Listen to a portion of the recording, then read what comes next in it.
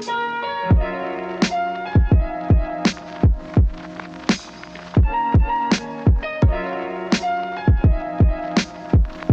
and you are listening to The Outside Story. Today's episode, we will be talking about the music industry and Asian Americans in the music industry. This month is APIA month, so we'll be talking about these sorts of topics all month. My name is Larry. I'm Jessica. And I'm Jonathan. And you know what? Let's just go straight into it, all right? So, we have a couple of music artists that we have selected that are of Asian American descent. So they range from like Chinese American, Vietnamese American. There's actually a lot of them, and not a lot of people know about them. They don't get too much traction, and they don't really attach themselves to many different labels. And so we are going to listen to some of these songs and share our opinions on them. Give me that flow, let me live within the rhythm, let me free my soul and drift away, just drift away. I said drift away, just drift away, you know. Alright, so our first artist we have picked was Magnetic North, and the song we picked was Drift Away. Now, Magnetic North, I've never heard of them. I never heard of them until I think Jonathan shared it to me when I think I was still in middle school, high school. High school for sure. High school for sure, yeah. Nostalgia.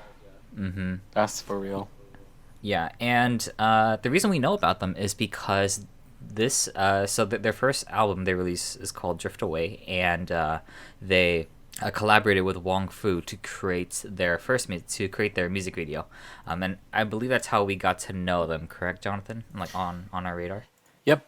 Definitely Wong Fu, because they did a music video collab with them, and that's how I started listening to them, and I think they're great. And now, Jess, I don't think you listened to Magnetic North when we were listening to it, correct? Back in high school? I have never heard of them before. I think you were in San Francisco already at that time that we started getting into them. Okay, yeah, that makes sense, because I've never heard of them before, like, ever. Yeah. This is the first time I'm hearing of them when we were like, oh, who should we listen to? Magnetic North? Magnetic who? Huh? Yeah. What did you think of it, Jess? It sounded really familiar. Is it the song? It sounded super familiar. Yes. So Drift Away is actually a country song, or okay. it's a well-known rock song. Yeah, I was gonna say. I don't think it's country. It's like rock. I was like, why does this song sound so familiar? But I know it's not their song. Yeah. Is it like a cover type? It's not a cover. It's like a sample. You know how like hip hop artists would sample. they sample stuff. Yeah. It's kind of like that, but then I feel like they didn't put their really own spin to it? sample. Yeah, they added their own sound to it. Mm-hmm. Okay, yeah, like that the makes hook, sense. kind of like Oh, now I hear that country song in my head. I know what it sounds like. It's by the Doobie Boys. Don't quote me. I shouldn't have said it. Cut it Doobie out. Brothers. Edit it out. Doobie Brothers. I was right. Okay, the yeah. Doobie Brothers. Because, when I looked them up on YouTube, Magnetic North, and I was like, why does this song sound so familiar? Like, I can't pinpoint it. Like, that's not their song. But I know I know they've added stuff to it, but I know it's originally not theirs. But, yeah. Yeah, they took the hook from the actual original song, Drift Away. Okay. Yeah, well, the song's called Give Me the Beat Boys. Okay. Yeah, that's what the song is called. Yeah, I've heard that song before, not Yeah. the Magnetic North version. Mm-hmm. Yeah, so I thought it was okay. I didn't think it was because I already knew the original song. That's why I was like, what's so special about this song? I feel like it's just like a cover and they just added more to it. So that's Asian, that's why they're special. That's my first. So if you're Asian, you're special, period. Okay. Yeah, so that's why when I first heard the song, I was like, oh, it didn't seem that special because I've heard that song before. Yeah. And then I tried to look up more music by them and I couldn't find anything. Yeah, it's hard to find stuff by them. Yeah, I was like, what the heck? Did they're like ghosts. They just disappeared into the abyss or something.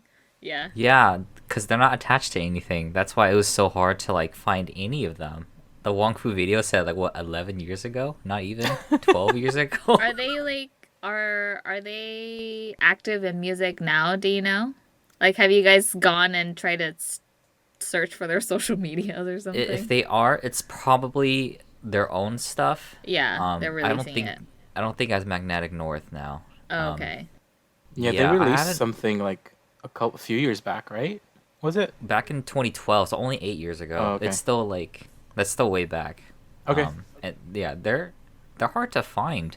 I don't they don't really because they're not attached to anything. There really isn't a place for them to upload anything. And way back when, like YouTube was still new. Was SoundCloud not around? SoundCloud, was that not around? SoundCloud. I feel like the more popular one was probably Bandcamp. I've never heard of that. Yeah, maybe Really? Bandcamp. Bandcamp allows you to put your music up and sell it. Oh, okay. Yeah. Yeah, If you I like Bandcamp a lot. Yeah, Bandcamp is a really good place to discover new people because Bandcamp just lets you upload it and you can sell it. And there's no okay. I think the fees are very minimal. Oh, okay. Does Yeah. that still exist today? Yep. Oh, okay. Yeah, I Interesting. think back then it did. It's like the best way to self-publish right now is through Bandcamp. But you can't have any covers. You can't put any sort Any of copyrighted samples. stuff. Yeah, Yeah. it has to be completely original. original music. Yeah. Yeah. Yeah. Yeah. So the reason why I brought a Magnetic North, I actually don't like the song too much. I actually like another of their songs, but I don't Drift like that Away song. is so well known. That's why I had to put it in. Yeah. That's my honest opinion. I like it. The thing is though, I didn't know they were Asian American when Jonathan showed it to me. Just because it's like this is so like I don't know. Like it wasn't that it was different. It's just that I didn't know like Asian Americans like do this stuff. Did 'cause we're hip-hop. just so used to listening to mainstream, and so yeah, this completely caught me off guard. And I was like, okay, I gotta listen to all the other stuff. I actually like Under Control, and I like So Long. Yeah, so I like Yeah. those other songs. Those are good ones too. Now that you say yeah. the names, I remember them. Hmm. Yeah. Drift Away is probably my favorite though. And I'll tell you why this is just more than special because not just because they're Asian American. Is it like nostalgia and personal experience? No. Okay, so like the thing about Asian Americans is that like we tend to be people who are kind of like I feel like we always tend to like mix and mash everything that's in our experiences and then we put it together and then we like create something, right? I feel like this is what Drift Away is because you have the Give Me the Beat Boys by the Doobie Brothers, like you have that kind of in the background, but then you have this like hip hop sort of like thing because they're like rapping and then there's a hook, and you have kind of like this soft like acoustic jazz in the background, kind of as the instrumental like laying in the background tracks, and then the songs itself like the lyrics itself talks about kind of this idea of like what music is for us, or for the writer rather, and I think it's just like a beautiful like. It's like a beautiful reflection of what it means to be Asian American. Is like we not only have like hip hop, influencing us. We also have like people like the Doobie Brothers and their rock music. We also have like jazz music and acoustic guitar. Like there's all these things like coming together to kind of influence who we are. And this creation, the song Drift Away, is kind of a reflection of that. And I feel like I was able to like, cause I don't. Like growing up, like I didn't listen to Tupac or Notorious or P Diddy, like all those hip hop artists. Like a lot of our friends were listening to, but then Magnetic North's hip hop is a little bit more softer, in my opinion, a little bit more chill, and relaxing. And like this I could listen to, but then even in the lyrics, the rapper mentions Tupac, and how he grew up listening to Tupac, and there's this kind of like influence that like hip hop does have on Asian Americans and Asian American culture as well, which kind of comes out in like K-pop, and kind of comes out in like other Asians sort of making music as well, mostly East Asian, but Asian Americans as well. Yeah, which is why I think this is a good song because it's a good reflection of all that, not just because they're Asian American and they're special. Yeah, and so I'd like to say they paved the way, but they weren't really that well known when they first came out. They were definitely pioneers, but Mm-hmm. Paving the way is big. Even going back trying to find these songs is really, really difficult. And so it's important to remember and archive this stuff because things can just drift away. Oh my Nice. god. This is terrible. Terrible. I Oh know. man. Okay. Okay. Anything else about Drift Away? If not, we can move on. It's a great song. Listen to it if you haven't. Oh, this song is also like the lyrics are it's my senior quote in my high school yearbook. And so they did have an impact on me growing up. FYI. Okay. Cool. Yeah. That's funny. Okay. Our next guest artist is Keshi. Keshi is Vietnamese American. The types of songs he does is very like lo-fi, chill, that sort of vibe to it. And let's go ahead and take a listen. I'm falling in deeper. She's calling my keeper. I want it. The reaper will end it. Just let me go. No. Yeah, so I heard Keshi by Shazamming him. Jonathan, me, and my younger brother, we went to go out and drink boba. And Asian things. I know, so Asian. Boba. We went out for boba, and I think The Reaper was playing. And then I Shazammed it. I was like, oh, I like the song. I Shazammed it. I was like, okay. I was like, Keshi? I was like, I never heard of this guy. And then a couple minutes later, another song plays. Like, oh, I like the song too. And then Shazammed that, and it was still Keshi. I was like, what the heck? Who is this guy? I gotta listen to this guy. Yeah, so I looked him up, found out he's Vietnamese American. I think he's born and raised in Texas, I believe. He's a and- nurse. Yeah. And he just recently started doing this stuff, correct, John? Correct, Jessica? Yeah. Yeah, I read an article on him. He recently started doing this. And then I think he got signed to a label, and so now he's like releasing music and stuff. Yeah, lo-fi is like the new trend now. There's always that meme where you see the anime girl listening to lo-fi beats. Yeah, I always 'Cause- see that recommended on my YouTube. They're like, live, listen to this lo-fi playlist. Yeah. Yeah, and they're very nice to just relax to, not really to worry too much about. And that's why I kind of like this kind of music, this kind of vibe. So yeah, Jonathan, what'd you think? I really like Keshi. Not liked. Like, I really like Keshi. Present tense. His music is really chill. In his music, too, you can hear a bunch of, like, influences from, a bunch of different, like, genres as well.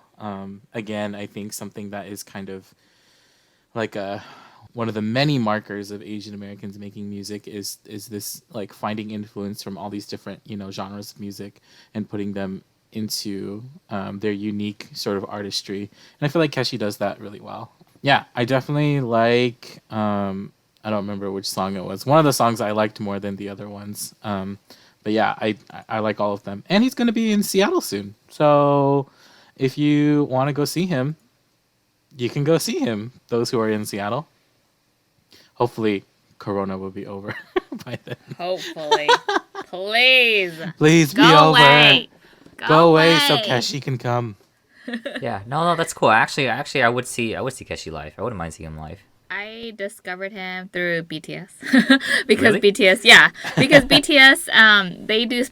they do individual Spotify playlists, and he was on their playlist. So I was like, oh, I really like this guy, so I added him to my playlist, and then I started listening to him more, and then I started following him on Instagram, and then I went on his YouTube. So I went down the rabbit hole of Keshi's rabbit hole, and I love his acoustic sets that he does on YouTube. He does a lot of videos where he's just him and the guitar and just singing. I'm like, I love that. That is like my jam. Just get someone in front with a guitar, an acoustic set. Like, I'm all for that. So I love that he does that. And he often does a lot of Instagram lives, and he just chats with fans and plays music and stuff. So yeah, I really like his music. Super chill. My only gripe is that sometimes his music sounds the same. Like, some songs sound so similar to like things that he's already done. Like his newest EP that he has out, it sounds super similar to like all the stuff that he's already done. Like, that's his genre. I totally get that, but sometimes I want them to break out a little bit into like maybe trying something else. But that's like my only gripe. But I still like his music. I still listen to his music. Yeah. So our next artist we have is 88 Rising. So 88 Rising isn't necessarily an artist, but 88 Rising is a label. And so we've picked a few songs that they've released with other artists. Just wanna be the best I can be for you. Drinking tequila sunrise, water sunrise. I know what you like. Baby, take mine. I want you to be my best friend. Kiss you, my Iron Man. And I love you 3000. Baby, take a chance. Cause I want this to be something straight out of a Hollywood movie. Cool. And the two songs we listened to were Tequila Sunrise and I Love You 3002. Okay, so I've heard of 88 Rising because of their collabs with Rich Brian. Rich Brian's a Singaporean music artist. And so that's how I recognize their name. And also Jackson Wang. That's how I also know them too. But yeah, these two songs, I actually, I like them. I dig them a lot. Yeah, that's it. I dig them. Yeah. I like them a lot. I like them. I haven't heard of them until Jackson Wang, because I follow him on Instagram and saw that he was doing a collab with them and he was releasing his own music. So I was like, oh, it's interesting. And then I checked them out, and then Jason actually started listening to a lot of 88 Rising, and so he kind of got me into them too, and all of their songs. But Jason listens to them more than I do. And then the I Love You 3000 song, I heard that from Jackson because he was, yeah, so I saw that and I was like, I really like the song. It's really good. And the girl on it, Stephanie Poetry, I think that's her name. She is Indonesian. So that's pretty cool that they like collab with different like Asian artists, and you know, they do cool things. So I think that's awesome. Yeah, they're not necessarily Asian American, are they? They're more I don't think so. I think international. they're just, yeah, international. Yeah. But 88 Rising is like they're based out of New York and LA, I think. Yeah. Cool. I did not like these songs. No, I did not like them. I felt like Tequila Sunrise was a little too overproduced for me. Like, I don't like all the auto tune and stuff like that. Even though like the I feel like the melody is good. I feel like I would really like a stripped down version of it. Like if it was just like an acoustic guitar and like someone like doing it, then I think I would really like it. But I did not like the really overproduced, auto-tuned like stuff. It was just a little too much. And then I did not like I Love You 3000 too. Really? No, because You didn't like the girl? I feel like she's pretty good, but then I just don't like the song. I feel like the song doesn't sing well. I feel like the melody is just a little funky for me. Like, Really? yeah, like it just doesn't sit well with me. Like ba da da da da da da da da da da da. Like it's just like it's a little too, I don't know. Like choppy, like the way that Best Friend is sung. Now I'm getting really technical into like the songwriting details of it, but you will hear me. Like I don't like Best Friend, like the way that it sits in that line. I feel like it just doesn't sing very well. And I feel like the verses are a little inconsistent. It just doesn't sound like there's a melody. It just sounds like she's just talking. And so I just don't like that. That's just not my preference, you know. I think I could be better. But yeah, I didn't like these songs. I'm pretty sure there are songs out there that 88 Rising does that I will like, but these two songs, not my jam. It sounds like you want these two songs to flip, like their production to flip. Yeah, probably. Well, I mean, I Love You 3002 just needs another. I feel like it just needs to. I mean, I Love You 3000 doesn't make much sense either. You know. It's a Iron Man reference. Yeah. See, I didn't know that. You know. So. Wait, really? Nope. Yeah, it's an Iron Man reference. No. I meant Jonathan didn't know that. Nope, I did not know I knew that. it was an Iron Man reference. I did not know that. So. I thought you were into Marvel and all that stuff. I am. Oh. But yeah, when listening to this song, it did not hit me that this was an Iron Man reference. You know what I mean? Well, now that you know, you can go back and listen to it. They even say Iron Man in Yeah. their, Yeah, in but their then song. again, like it just doesn't make sense. Like if you're gonna make a song about Iron Man, make a song about Iron Man. You know, like it doesn't make sense to have these like little tiny like references. In my opinion, like I'm just like, huh, what? What does it have to do with Iron Man? Huh? What? What does it have to do with this? I don't get it. Wait, best friend doesn't sing well to me. What's happening right now? You know, so like all these things were just kind of going through my head, and I was like, no, no, no, no, I don't like this song. Stop, stop, stop. I couldn't listen to the whole thing.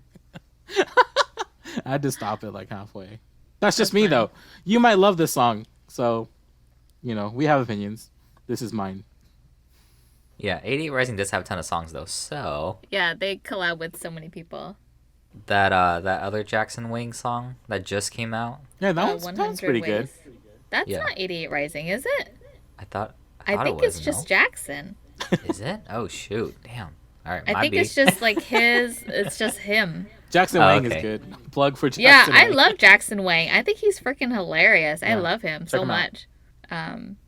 But yeah, Jason really liked the Tequila Sunrise because it had Chinese rappers on there. And then he looked him up. He's like, dang, they heck of Chinese. They like straight out from China. I was like, okay. Okay. Oh I my get it. gosh. It was funny. But yeah, he loves 88 Rising. Mm-hmm. Yeah, and it just goes to show how much of an influence hip hop and rap has on the East Asian community. Like even in in Korea, China. Not so much Japan, but I have seen some good Japanese rappers too. So Yeah, and Southeast Asian too, or specifically Hmong people. Like Hmong people love their rap. I feel. The fam, where you at? The fam, yo. Oh man. speaking of Hmong people, that is actually our next guest artist. We will be talking about Keenan Vang. I can't let go. Take me out, make me hot, then you take me down. Driving in the dark lights out. Realize I'm too nice now, but right now I need ya. Even though I can't keep up, I just wanna know why I can't let go. Clock is running down, and then I realize I'd climb every mountain and swim every ocean just to be with you and fix what I've broken. But I think that I'm done tripping, I'm tripping. I've been sipping, that's how I control this feeling you keep giving, you keep on hitting it. Oh, maybe it's your love, it's too good. Yeah, so Keenan Vang. I've never heard of this guy until you shared him, Jonathan. How'd you hear about him? So sometimes I get on this Hmong music phase, and I'm just like, hey, like I wonder if any Hmong artists have come out with anything new and good. And so what I'll do is I'll like search through just kind of like some of the popular Hmong artists, and I'll be like, nope, next, you know. and then and then I stumbled upon, I think his name is David Yang. He's a Hmong artist, super big in the Hmong community, and he did a song featuring Keening, and I was like, okay, Hmong people don't hate me. I don't love David. I think he's okay. But then when I heard Keening sing, I was like, okay, this guy though, like his voice is really good. I'm gonna look up to see if he has more stuff. I looked him up, and he had a whole bunch of like, you know, stuff. And so I was like, cool. And I listened to his stuff, his original stuff, his covers, and I was like, he's really good. I feel like he just needs like the window of opportunity to really make it. And so I think I feel like he can get really big, and I really like his stuff, and I try to tell people about him as much as I can because I feel like he's really good. And his sound is different than a lot of Hmong artists out there. And so I really like his stuff. Mm-hmm. Yeah, I agree. I like these songs that you shared. Like his covers are really good. Eclipse, is that his collab with someone? Yeah, I think Eclipse is like the person that he collabed with. Okay. Yeah. When I'm in that music discovery rabbit hole, when I find something I really like, I'll share it with our younger brother Luke. I'll just and then I share him all three of these songs. What did he Yeah, think? the Did he songs- listen to them? Oh yeah, he listened to them. Like, yeah, he said they're good. He likes them. But yeah, so we'll just kind of do that. So I'll share him music that I found that I like, and he'll share back music that he likes too. And so because like we're both like crazy. I would consider myself a music junkie, but yeah, he's definitely like a music thing too. So He is. yeah, Jess, what'd you think? I really liked his voice. The first one that I listened to, the suit, what is it? What is it called? Something bullets. Can't let go. Okay. Yeah. I was like, I remember seeing bullets for some reason. Yeah, I Can't Let Go. I wasn't a fan of that song only because of his rapping. I didn't really like his cadence because I don't think he's a rapper to begin with. I mean, anyone can learn to rap, but I just didn't like his flow. But when I listened to his covers, I really liked his covers a lot more. I think that suits his voice a lot more. I really liked the Ella Mai Trip. I really like that song. I like that original song, and then I liked his cover too. So, yeah, I think he's really good. He has a lot of potential. I just don't think rapping is for him, but I do think if he does like ballads, that's his like Sam Smith type songs. Like I think that would be for him. Yeah. And his voice that suits him a lot better. Yeah, I think he has like a Lauf color cover as well. Oh, okay, Yeah. cool. Yeah, Yeah. I really like I Can't Let Go because it again I'm gonna go back. This is the horn that I'm tooting for this episode. Is just a combination of a lot of stuff for that song, because it has like kind of like trap music ish sort of thing going on. It kind of sounds like if you take that song and put it out of its context, it sounds like a K-pop song as well, you know, because it has that rap and then it has like the drop and then it also has like the hook that they always go back to, and I just feel like overall that song's really well written, and in my opinion well performed as well. Also kind of like straight reminds me a little bit of Linkin Park because again there's the rapping, the hook, and then there's a little bit of screamo in it as well. So yeah, kind of reminded me of that. Can be Linkin Park. I said it reminds me of them, not it is better than them. Gosh. Jess was a real big Linkin Park fangirl. Fanboy. Fangirl. Did you ever see Linkin Park in concert? No, I always wanted to, and I never did. But I got to see Mike Shinoda, so that kind of made up for it. Yeah, that's true. Yeah, because he played some Linkin Park stuff. So Yeah. I was like, yeah, Linkin Yeah. Park. Honorable mention to Linkin Park And Mike Shinoda. and Mike woohoo. Shinoda rather, because of this episode. Yeah, but then I also want to add that there are a bunch of other Hmong artists to check out as well if you want to listen to Hmong Americans and stuff that they're making. Christine Zong is a friend of mine and she's from California. I think her music is more of the traditional sounding Hmong music. And traditional I don't mean like old school. I mean like traditional meaning just kind of like that's what's popular in the Hmong community. Christine Zong, and then Vicky Yang is also a really good, because she's kind of like acoustic artist that I really enjoy and follow. And then Cody Lee is another one as well. So go and check those people out and tell them that I sent you. Wow, got the connections. I see. Oh man, that's funny. Yeah, so you can find them on YouTube. You'll definitely find a lot of the songs on YouTube if you're interested. So and check them out. SoundCloud, I think. SoundCloud, cool. Yep.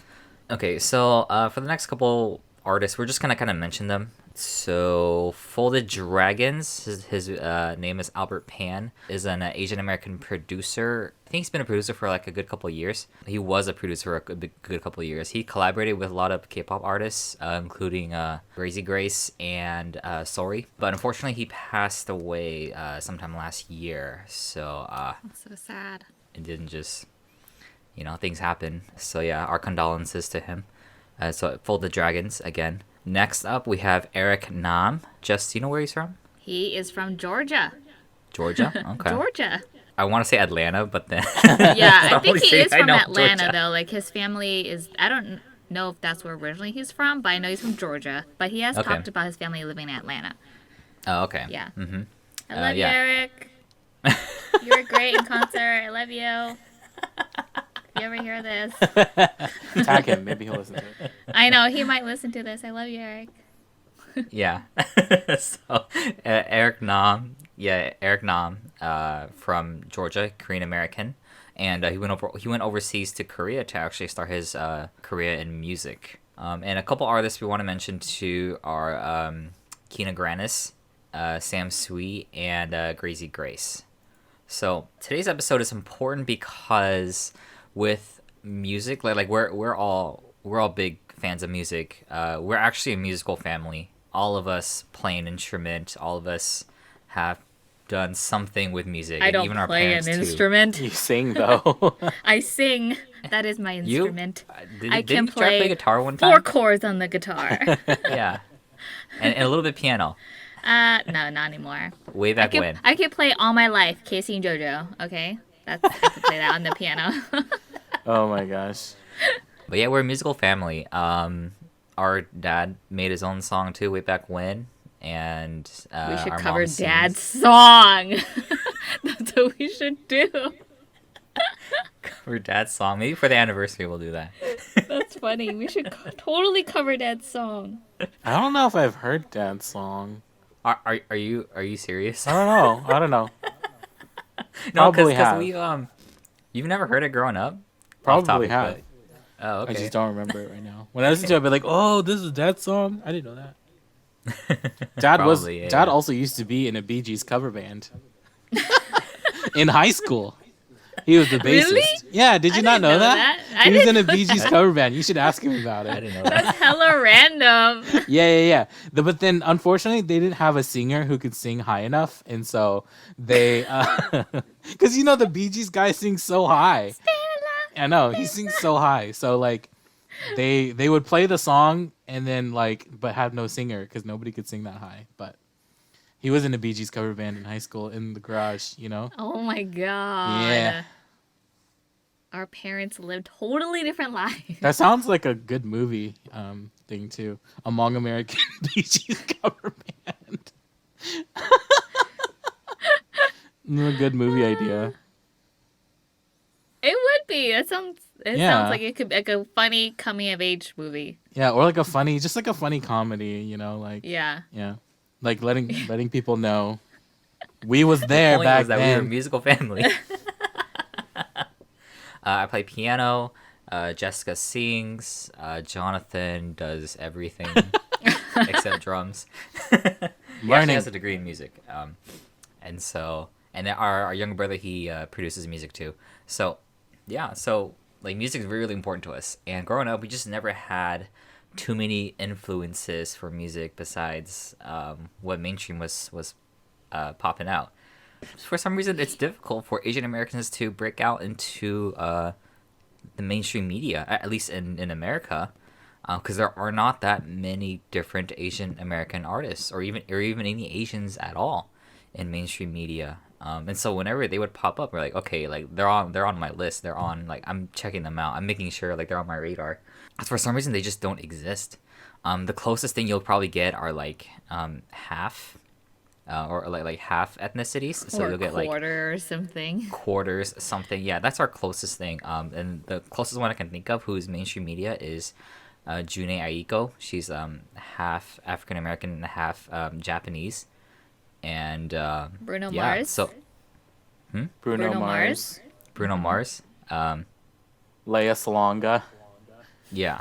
hmm Do you guys remember Coco Lee? Oh my gosh. I just remembered about her. Remember she sung, there were 2 versions of Reflection Oh yeah. in Mulan. I remember Yeah, this. Christina Aguilera did one. So did Coco Lee. Yeah. And I was like, oh girl, you can sing. You're mainly talking about like Western media, correct? Because there's this big international thing called K-pop that is huge, and I would say that like we listened to it through our cousins, mainly Sabrina was really big on K-pop growing up, and so we heard a lot of K-pop through Sabrina, but The OGs, SES. Shinhwa, Finkel, real old school there. Yeah, and then I listened to K-pop for a while when I was like in college, and now Jessica and Larry are finally listening to K-pop. Well, it's more like I've embraced it. Yeah. I Like, 'cause- finally 'cause it's embraced the been Korean sprinkled. culture. Yeah, it's been sprinkled into my playlist a couple times because my first K-pop playlist was actually back in 2012, 2011, 2012.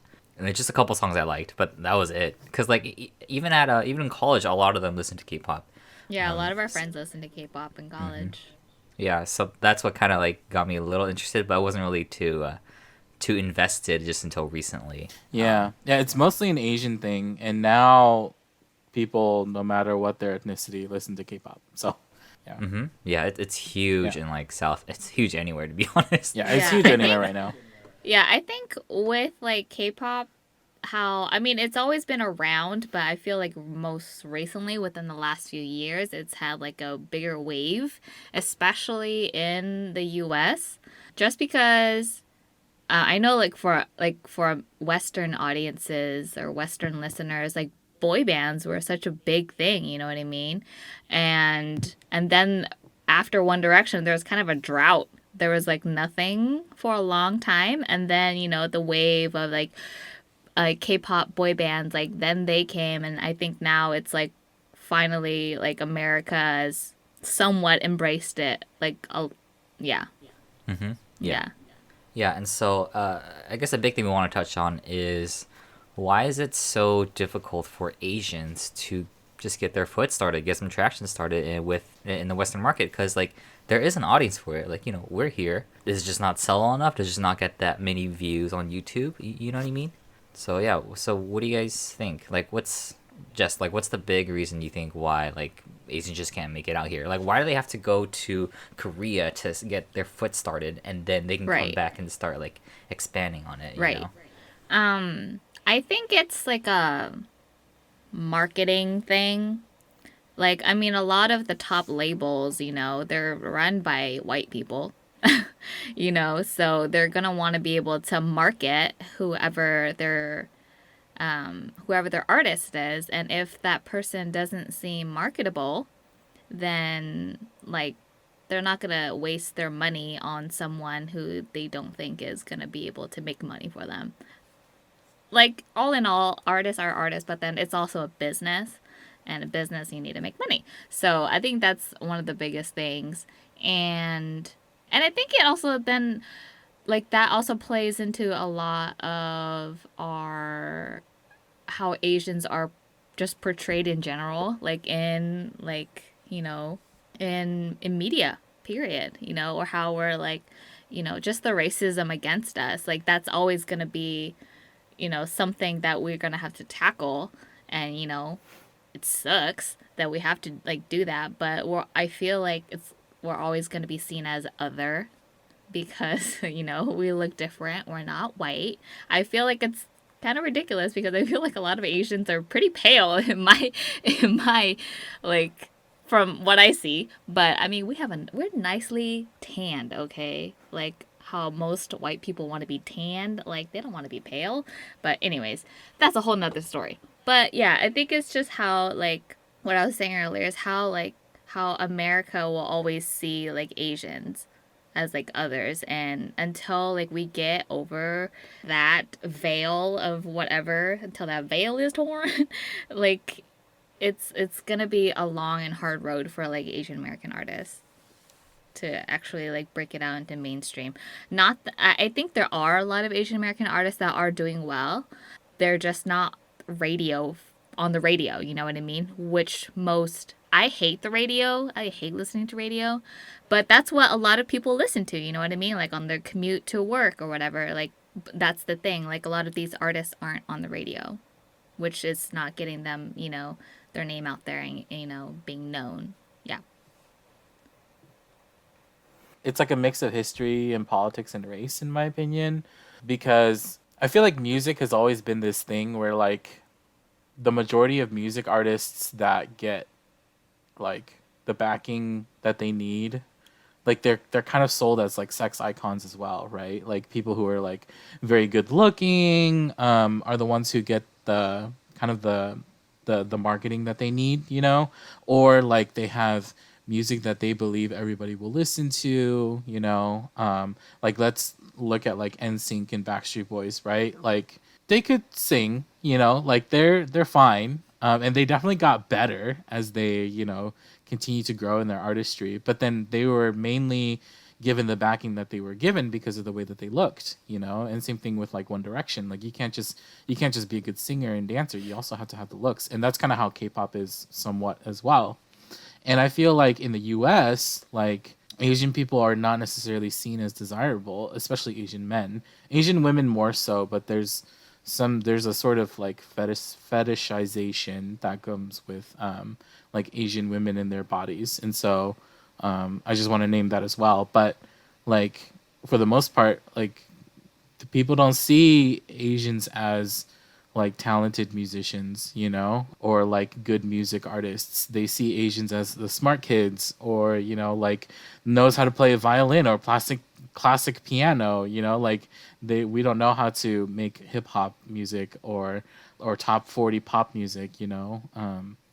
But you know, that's just how it is. And the entertainment world is being run by people with lots of money, and those people are usually, like Jessica said, white folks. And so like trying to convince them that there's talent in our community and that people actually want to hear and listen to it is hard to do. I mean, even BTS now, K-pop group, they're Asian, and like people still don't know who BTS is, you know. I think they still get a lot of backlash too. You know Right, what I mean? right. And it's like, dude, these people are huge and their music is great, and you still are denying like the power that they have as artists, you know, who change and impact the world, you know.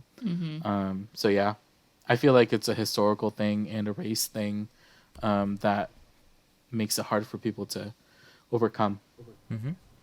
Yeah, and I think Magnetic North might be like a testament to that too, only because it's like, I don't know, like they just kind of disappeared off the radar after a while, just because like it's so hard. Like how would you be able to market that? And they collabed with Wong Fu because that was their target demographic, right? You know, Wong Fu targeted Asian Americans who were involved in that scene, in that community. And so like there is a market, like we're out there, but it's just they don't know how to market to us. And from like the numbers, from what it looks like we just aren't that. I guess we just don't consume as much, or it's just that we just, I don't know. Maybe they're just bad at trying to get us to buy something. like the marketers are just bad at like marketing to Asian Americans, you know. Yeah, because like also like I guess the big thing that stands out is like there's that contestant on American Idol. You guys know who I'm talking about? Right now? William Hung. Yeah, William Hung. Oh. You know, like that's the kind of stigma we kind of freaking get sometimes. Right. Like we're just sort of made of a joke sometimes when it comes to like music, but it's like no, like there's some really great music out there, and we just don't find it here. That's why we go elsewhere. That's why we go to Korea to find it. And there's some good stuff in Korea, you know what I'm talking about? So it's like we're just not gonna find it in America or in Western markets, and that's unfortunate because these kinds of songs do make a big impact on like us growing up and what influences us, you know. And music is just going to be part of our society, like no matter how far along. And so hopefully there's a way for Asian Americans to break out without having to go elsewhere to kind of build a market first before they have to come back in and come back here. And that's actually very, very common. A lot of artists, like they feel like they have to go to somewhere else because otherwise there's just not going to be anything for them. Jay Park, Eric Nam, and there's a bunch of other artists too. And so that's it for today's episode. We just kind of wanted to dive deep into the music industry when it comes to Asian Americans and their influences and how they can become part of the market. Jonathan, though, I had a question for you. Like, would you rather produce music, or would you rather get into the music industry right now or the film industry? Like, what do you think? Me? Like on the horizon. Why not both? Like if you had to pick between like with the current state right now of the music industry and the film industry in terms of how like I guess opportunities for Asians or Asian Americans, like which market or which industry would you pick? That's pretty hard. I don't know. I feel like both are pretty in my wheelhouse of interests. So the answer is I do not know. How dare you make me choose? Yeah, that was kind of the intention behind the the question, because I know you love both. I know you love music. I know you love film, and it's like, and that's sort of the thing we kind of go through too. It's like, I love these things that I want to do, but it's like, how can I break out into this industry? How can I make it? How can I make it so people know who I am and where I'm at? And so that's why we have these platforms such as like Spotify, YouTube, and these are our biggest platforms to be able to reach people. Thanks to them, we're able to kind of get our voices out, and thanks to them, we're able to kind of market to those who are interested, and then from there, hopefully, we can build like a really strong fan base, market, etc. I was gonna say, I think like even though like we're Asian, I feel like every person has their own like story that they can tell. It just so like it doesn't matter if it's like to me, like I don't think it matters what ethnicity you are, as long as you have a story and that can be able to touch someone, you know what I mean? Like that's what film does, that's what music does. It's like songs that that you can relate to, like stories that you can relate to because you see something on screen that relates to yourself. So yeah, I think that as long as you have a good story and good music, then it shouldn't matter. But yeah. Yeah, most of the time I don't even think about like ethnicity, to be honest. Like if it's a good song, like you'll be on my playlist. If I like you, like you'll be there. The more like artist background, where they come from, like that's just like an after thing. And so I guess the point we're trying to say is yeah, as long as like you make good stuff, like you'll find an audience, and people are attracted and are drawn to that. Yeah, I used to be that way, but I feel like I'm not anymore.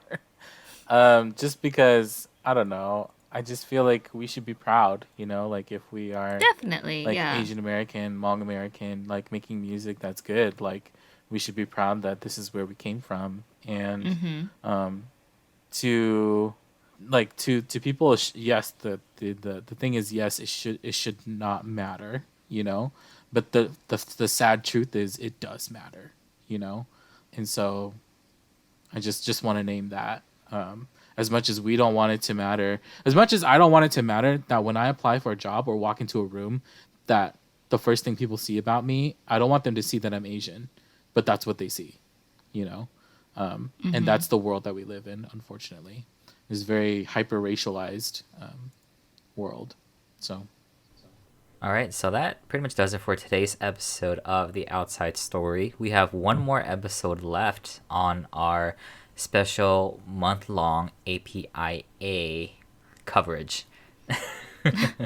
Next week will actually be a surprise. We'll keep it like that. I thought we already named it. Yeah, I think we did. I think I said that like way in the beginning. Yeah. Okay. We already named Well, it. Yeah. you just ruined the surprise then, Jessica. It's all your You'll fault. get to hear about the Bee Gees cover band firsthand. Cool. And once again, I am Larry. I'm Jessica. And I'm Jonathan. And thanks for listening.